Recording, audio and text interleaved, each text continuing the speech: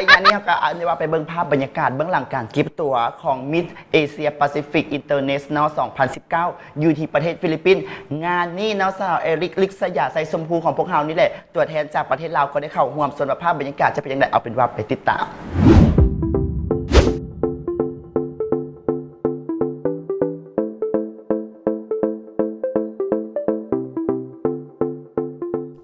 หลังจากเดินทางฮอดประเทศฟิลิปปินส์ก็ตั้งหน้าปฏิบัติภารกิจของทางกองประกวดอย่างเต็มที่สำหรับสาวริกสยาไซสมพูสาวน้อยจากเวทีมิสเวียนเทียน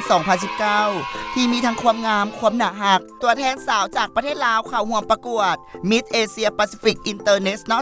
2019 และปีนี้ก็เป็นปีทำอิฐที่ประเทศลาวเข้าร่วมประกวด Miss Asia Pacific International เพื่อเผยแพร่วัฒนธรรมความเป็นลาวให้คนต่างชาติรู้จักประเทศลาวหลายขึ้นผ่านทางเวทีนี้ถ้าติดตามกันเบิ่งว่าสาวเอริกจะเอาการแสดงใดไปเผยแพร่ในเวทีดังกล่าว